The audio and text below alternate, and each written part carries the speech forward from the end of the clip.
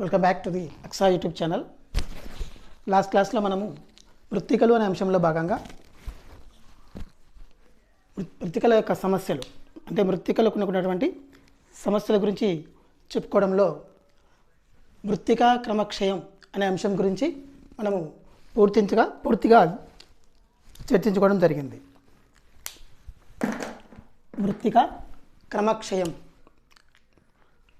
ఈ అంశం గురించి మనము పూర్తిగా చర్చించుకోవడం జరిగింది. ఇందులో భాగంగా మృత్తికలు రకాలు చెప్పుకున్నాం. పటక్రమక్షయం, వంక క్రమక్షయం, అవనాళిక క్రమక్షయం, హిమనీనద క్రమక్షయం, సముద్ర తీర క్రమక్షయం, ఈ విధంగా పలు రకాల క్రమక్షయాల గురించి మనము చర్చించుకోవడం జరిగింది. ఇందులో భాగంగా ఈరోజు మనము ఇదే మృత్తికా క్రమక్షయం సమస్యలలో రెండో అంశమైనటువంటి సారం తగ్గిపోవడం అంటే మృత్తికల యొక్క సారం, నేల సారము తగ్గిపోవడము అనే అంశం గురించి ఇప్పుడు మనము చెప్పుకోబోతున్నాం. ఇందులో నేల సారము అంటే ఏమిటంటే మృత్తికలకు ఉన్నటువంటి నేల యొక్క పట్టుత్వం, మృత్తికలకు ఉన్నటువంటి నేల యొక్క పట్టుత్వం అని చెప్పవచ్చు. అంటే వ్యవసాయానికి పనికొచ్చే విధంగా నేలలో అవసరమైనటువంటి మూలకాలు కానీ లేదా రసాయనాలు కానీ వ్యవసాయానికి ఏ ఏ మూలకాలు అయితే మనకు అనుకూలంగా ఉంటాయో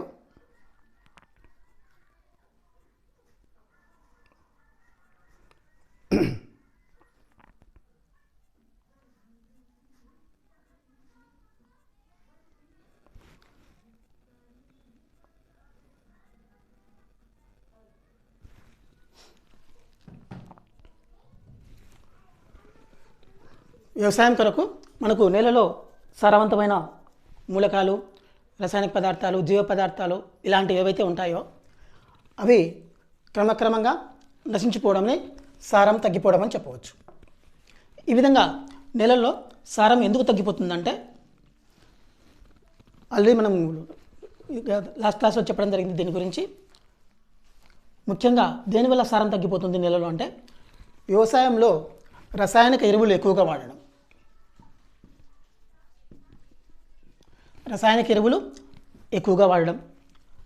అదేవిధంగా అశాస్త్రీయమైన పంట మార్పిడి పద్ధతులు పాటించడం.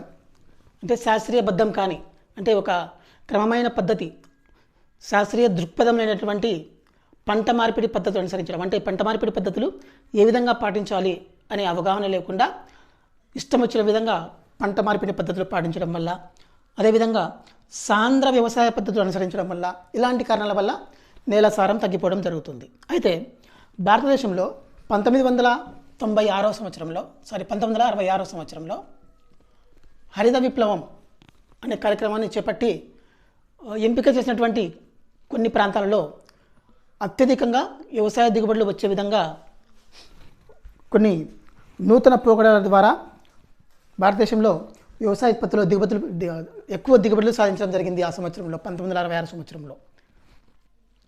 ఈ క్రమంలోనే ఈ హరిత విప్లవం వల్ల మన దేశంలో పంట దిగుబడి ఎక్కువగా సాధించగలిగాం. కానీ అట్ ద సేమ్ టైం అంటే అదే సమయంలో నేల సారం కూడా తగ్గిపోవడం జరిగింది.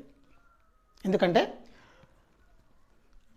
భారతదేశం ఎదుర్కొన్నటువంటి ఆహార కొరతను అధిగమించడానికి కేవలం ఎక్కువ దిగుబడి సాధించి సాధ్యమైనంత ఎక్కువ మందికి ఆహార పదార్థాలు అందించాలనే ఉద్దేశంతో కొన్ని అంశాలను విస్మరించడం వల్ల నేల సారం తగ్గిపోవడం జరిగింది. విస్మరించడం వల్ల వాళ్ళు చేసింది పురుగుల మందులు ఎక్కువగా వాడడం జరిగింది. పంటలకు వచ్చేటువంటి పురుగుల మందులు ఎక్కువగా వాడడం జరిగింది. అదేవిధంగా సరైన మృత్తికా పద్ధతులను పాటించడం లేదు. సరైన మృత్తికా సంరక్షణ పద్ధతులను పాటించలేదు. అదేవిధంగా రైతులకు ఉన్నటువంటి నిరక్షరాస్యత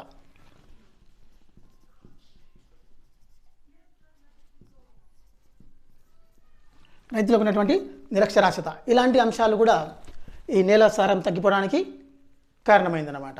అయితే ఈ విధంగా మంచి మృత్తికలు కూడా నేల సారం తగ్గిపోకుండా ఉండాలంటే మనం ఏం చేయాలి అంటే మృత్తికలను సారం తగ్గకుండా ఎలాంటి పద్ధతులు పాటించాలి అనే దానికి కూడా మనం ఇక్కడ చెప్పుకోవాల్సి ఉంటుందన్నమాట. ఏ పద్ధతులు పాటిస్తే మనము మృత్తికల యొక్క సారం తగ్గిపోకుండా కాపాడవచ్చు. అంటే ఫస్ట్ పాయింట్, నత్రజని సంబంధిత మొక్కలను పెంచాలి.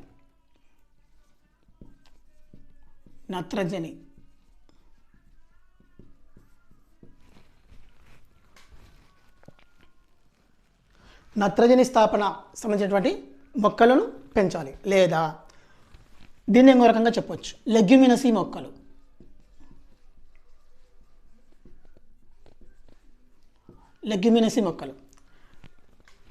అంటే తీగజాతి మొక్కలు పెంచవచ్చు. ఉదాహరణకు చిక్కుడు వంటి తీగజాతి మొక్కలను పెంచడం వల్ల వీటిని లెగ్యుమినసీ మొక్కలని కూడా అంటారు. వీటిలో నత్రజని ఎక్కువగా ఉంటుంది. ఈ విధంగా నత్రజని స్థాపన, లెగ్యుమినసీ మొక్కలు పెంచడం ద్వారా కూడా నేల సారాన్ని కొంతవరకు మనం కాపాడుకోవచ్చు. అంతేకాకుండా మనం వేసే పంటలతో పాటుగా ఇవే కాకుండా పప్పు ధాన్యాలు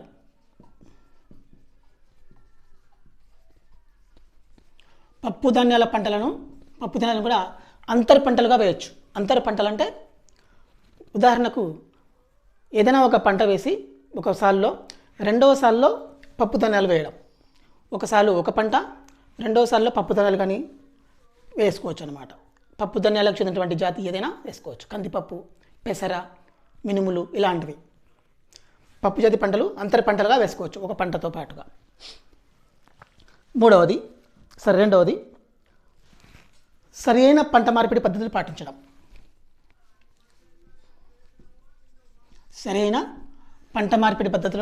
పాటించడం. మూడవది పంట విరామాలు అనుసరించడం.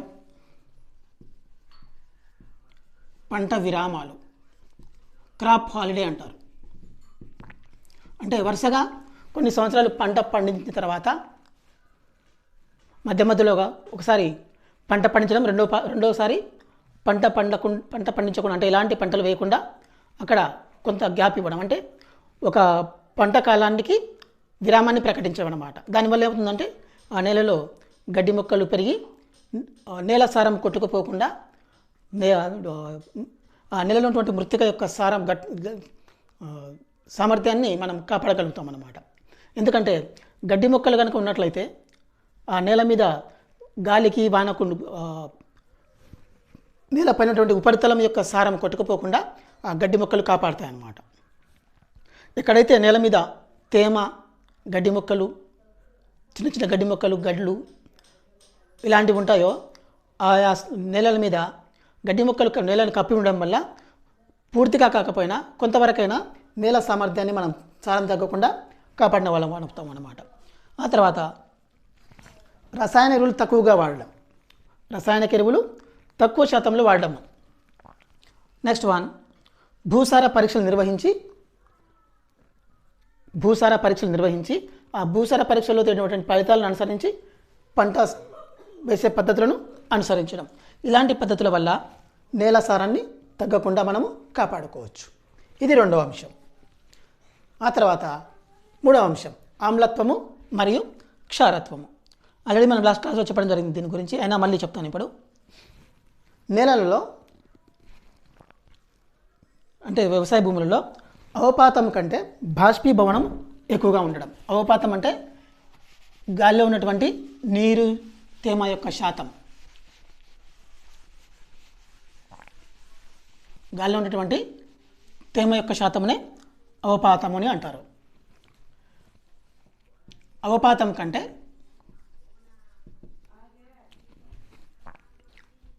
బాష్పీభవనం ఎక్కువగా ఉండడం.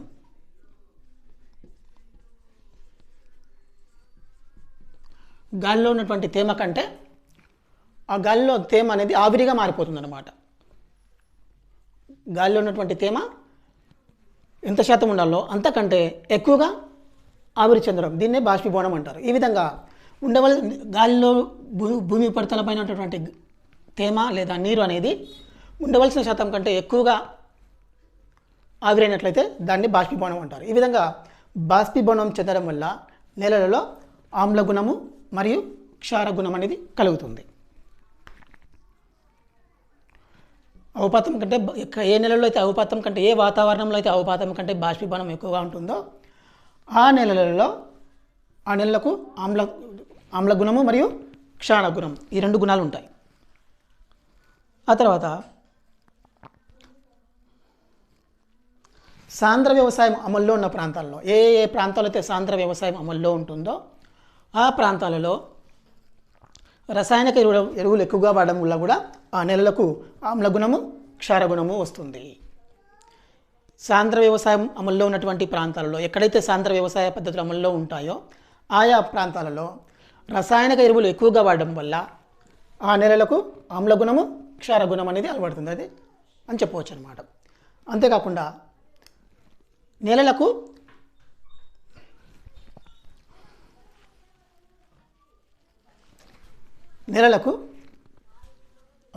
సోడియం క్లోరైడ్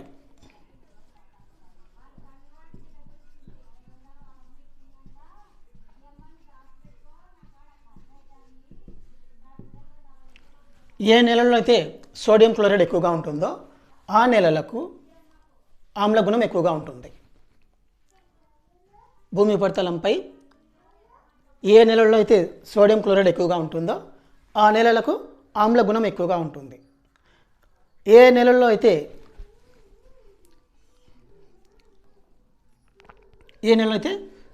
సోడియం కార్బోనేట్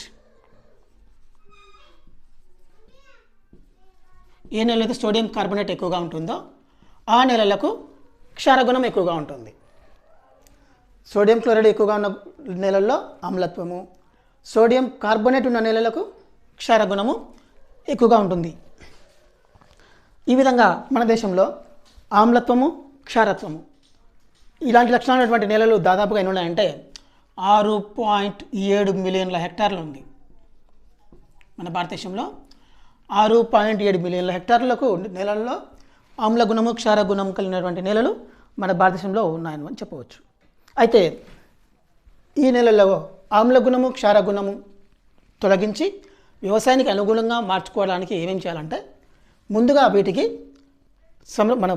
ఆమ్ల గుణము, క్షార గుణాలను తొలగించి వ్యవసాయానికి అనుగుణంగా నేల స్వభావాన్ని మనం మార్చుకోవాలంటే ముందుగా ఇలాంటి నేలలకు నీటి పారుదల వసతులు కల్పించాలి.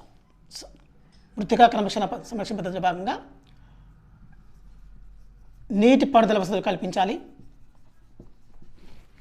మంచి నీటి పారుదల సౌకర్యాలు కల్పించాలి. అదేవిధంగా జిప్సం కలపడం,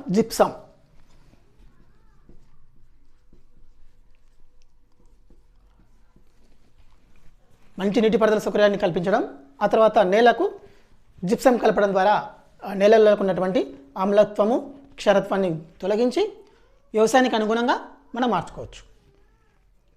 ఇది ఆమ్లత్వం, క్షారత్వం సంబంధించినటువంటి అంశాలు. ఇప్పటికి మనము 3 అంశాల గురించి చెప్పుకున్నాం. ఒకటి లాస్ట్ క్లాస్లో మృత్తికా క్రమక్షయం గురించి చెప్పుకున్నాం. ఇప్పుడు 2వ అంశంగా నేల సారం తగ్గిపోవడం గురించి చెప్పుకున్నాం. 3వ అంశంగా ఆమ్లత్వము, క్షారత్వం అనే గురించి చెప్పుకున్నాం. నెక్స్ట్ వన్ నీటి నిల్వ ప్రదేశాలు. ఈ నీటి నిల్వ ప్రదేశాలు ఏంటంటే ఎక్కడైతే నీరు ఎక్కువగా నిల్వ ఉంటుందో ఆ ప్రదేశాల్లో ఇక్కడ మృత్తికలలో సమస్యలు ఏర్పడతాయి అన్నమాట. ఎలాంటి సమస్యలు ఏర్పడతాయి నీరు నిల్వ ఉన్నటువంటి ప్రదేశాల్లో అంటే ఇక్కడ ఎక్కువగా బురద నేలలు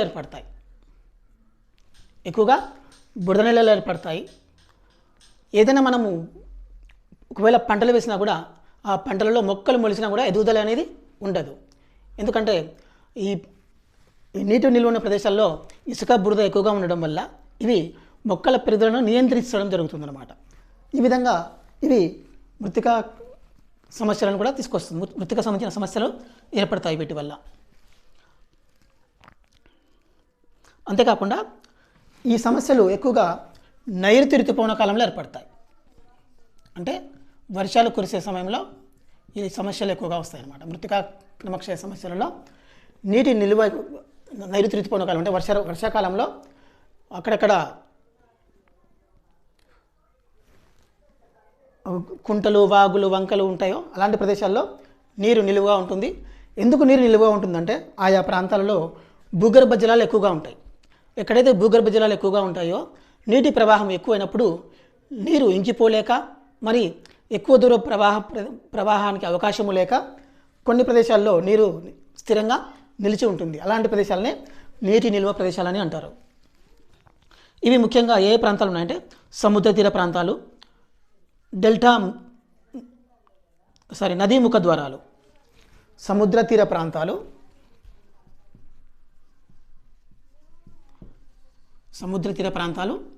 డెల్టా ముఖ ద్వారాలు లేదా నదీ ముఖ ద్వారాలని చెప్పవచ్చు. సముద్రంలో నదులు కలిసే చోట ఉన్నటువంటి ప్రదేశాన్నే డెల్టా ముఖ ద్వారం అంటారు. ఒకటి సముద్ర తీర ప్రాంతాలు, రెండోది డెల్టా ముఖ ద్వారం. అంటే ఏదైనా ఒక నది సముద్రంలో కలిసే చోట దాన్ని నదీ ముఖ ద్వారం అని అంటారు. ఇలాంటి ప్రదేశాల్లో నీరు నిల్వ ఎక్కువగా ఉంటుందన్నమాట. ఇవి ఉదాహరణకు మనము వెస్ట్ బెంగాల్, అస్సాం, కేరళ ఇలాంటి ప్రదేశాలను ఉదాహరణగా చెప్పుకోవచ్చు. ఇంకా మనకు బాగా అర్థమయ్యేటట్టు చెప్పాలంటే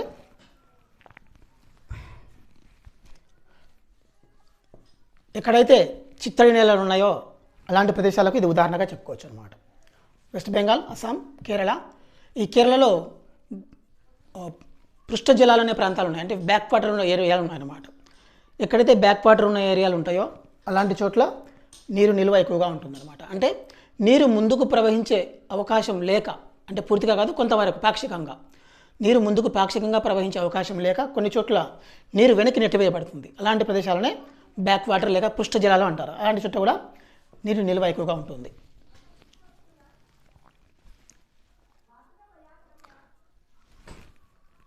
ఇలాంటి నెలలు మన దేశంలో 0.65 మిలియన్ కిలోమీటర్లు, 0.65 మిలియన్ హెక్టార్లు ఉన్నాయని చెప్పుకోవచ్చు.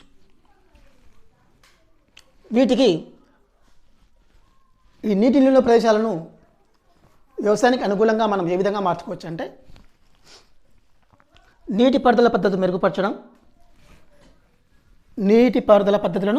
మెరుగుపరచడం. అంటే నీటి నిల్వ ఉన్న ప్రదేశాల నుంచి నీటి ప్రవాహం ఏర్పడే విధంగా అవసరమైన పద్ధతులను పాటించడం.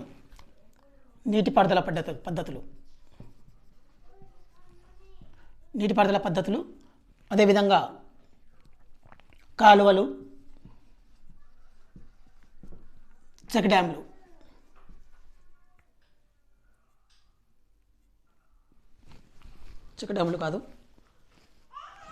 డ్యాములు, కాలువలు, డ్యాములు. కాలువలకు, చెక్ డ్యాములకు గండ్లు పడకుండా, లీకేజ్. కాలువలకు, డ్యాములకు గండ్లు పడకుండా అంటే లీకేజ్ని అరికట్టడం ద్వారా ఈ నీటి నిల్వ ప్రదేశాలను కొంతవరకు వ్యవసాయానికి అనుకూలంగా మార్చుకోవచ్చు.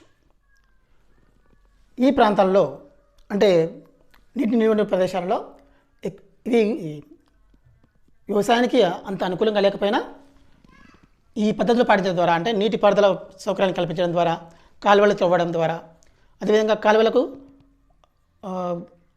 లీకేజీ లేకుండా, అదేవిధంగా చెక్ డ్యాములకు గండ్లు పడకుండా ఇలాంటి పద్ధతులను పాటించడం ద్వారా నీటి నిల్వ ప్రదేశాలను వ్యవసాయానికి అనుకూలంగా మార్చుకోవచ్చు.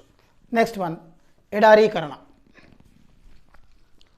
ఇది చాలా ముఖ్యమైన అంశం. ఇది అసలు ఏదైనా ఒక ప్రాంతం ఎడారిగా ఎందుకు మారుతుందంటే ఈ ఎడారీకరణకు ముఖ్యమైన కారణం వచ్చేసి ఈ ప్రాంతంలో ఎక్కువగా ఇసుక ఉంటుంది. ఏ ప్రాంతంలో అయితే మృత్తికలలో అంతరంగా ఇసుక ఇమిడి ఉంటుందో ఆ ప్రదేశాలు ఎప్పటికైనా సరైన సంరక్షణ పద్ధతులు పాటించకపోయినట్లయితే, సరైన మృత్తికా సంరక్షణ పద్ధతులు పాటించకపోతే, సరైన వ్యవసాయ పద్ధతులు పాటించకపోయినా, సరైన ఎరువులు వాడకపోయినా, మనము అంటే స్థూలంగా చెప్పాలంటే సరైన వ్యవసాయ పద్ధతులు పాటించకపోయినట్లయితే, శాస్త్రీయబద్ధమైన వ్యవసాయ పద్ధతులు పాటించకపోయినట్లయితే ఏ నెలలో అయితే ఇసుక శాతము కొంతవరకు ఉంటుందో ఆ నెలలు భవిష్యత్తులో ఎప్పటికైనా ఎడారులుగా మారే అవకాశం ఉంటుంది. వీటికి ముఖ్యమైన కారణం వచ్చేసి మొట్టమొదటి కారణం, ఏదైనా ఒక నెల ఎడారిగా మారడానికి కారణము అడవుల క్షీణత, అడవులు లేదా వృక్షాలు. వృక్షాల క్షీణత.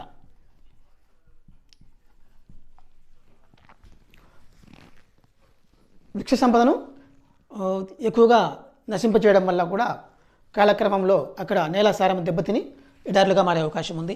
మొదటి పాయింట్ అది. రెండో అంశంగా అడవులు, ఖనిజాల వెలికితీత, రవాణా సదుపాయాలు, వ్యవసాయ భూముల విస్తరణ. ఏమేమి చెప్పుకోవచ్చు దీంట్లో? మొదటి అంశంగా అడవులను ఖనిజాల వెలికితీత కొరకు, రవాణా సౌకర్యాల కొరకు, వ్యవసాయ భూములను కోసము ఈ అడవులను నిర్మూలించడం వల్ల కాలక్రమంలో ఆయా ప్రాంతాలు ఎడారీకరణకు దారితీసే అవకాశం ఉంది. అంటే ఎడారులుగా మారిపోయే అవకాశం ఉంది. దీనికి ఉదాహరణగా మనం ఏమి చెప్పుకోవచ్చు అంటే గంగానది పరివాహ ప్రాంతంలో సరైన వ్యవసాయ పద్ధతులు పాటించకపోవడం వల్ల గంగానది పరివాహ ప్రాంతంలో సరైన పద్ధతులు పాటించకపోవడం వల్ల ఈ తారు ఎడారి అనేది గంగానది పరివాహ ప్రాంతం వైపు విస్తరిస్తూ ఉంది సంవత్సరం క్రమక్రమంగా. ఎందుకంటే సరైన మృత్తికా సంరక్షణ పద్ధతులు పాటించకపోవడం వల్ల అక్కడ గంగానది వైపుగా ఈ తారు ఎడారి అనేది సంవత్సరానికి కొంత విస్తరిస్తూ పోతూ ఉందన్నమాట. దీన్ని మనము ఒక అంశంగా చెప్పుకోవచ్చు ఉదాహరణగా. ఈ అంశంలో భాగంగా ఇక్కడ మృత్తికలను మనము అక్కడ ఎక్కువగా ఎడారీకరణ జరగకుండా ఉండాలంటే మనం అక్కడ పంటలు వేయకపోయినా కూడా కొంతకాలం అక్కడ చిన్న చిన్న గడ్డి మొక్కలు మొలిసే విధంగా చేయడము, లేదంటే తేమ ఎక్కువగా ఉండేలా చూడడం, నేలలలో తేమ ఎక్కువగా ఉండేలా చూడడం వల్ల కూడా ఈ ఎడారీకరణను మనం తగ్గించవచ్చు. గడ్డి మొక్కలు పెంచడము లేదా తేమ ఎక్కువ ఉండే విధంగా నేలను సంరక్షించడం వల్ల ఈ ఎడారీకరణను మనము కొంతవరకు అరికట్టవచ్చు. అంతేకాకుండా ఈ ఆమ్ల క్షారత్వం ఉన్నటువంటి గుణాలు ఉన్నటువంటి నేలల్లో లవణ శాతము ఎక్కువగా ఉంటుంది. ఈ లవణ శాతం ఉన్న నేలల్లో ఏమేమి ఉన్నాయంటే గుజరాత్, ఉత్తరప్రదేశ్, మహారాష్ట్ర, రాజస్థాన్, తమిళనాడు. లవణ నేలలు ఎక్కువగా ఉన్న ప్రాంతాలు వచ్చేసి మన దేశంలో గుజరాత్, ఉత్తరప్రదేశ్, మహారాష్ట్ర, వెస్ట్ బెంగాల్, రాజస్థాన్, తమిళనాడు. ఈ రాష్ట్రాలను లవణ నేలలు ఎక్కువగా ఉన్నట్లుగా చెప్పుకోవచ్చు. ఈ ఆమ్ల క్షారాలు అనే లక్షణంలో భాగంగా లవణం ఎక్కువగా ఉన్న నేలలు.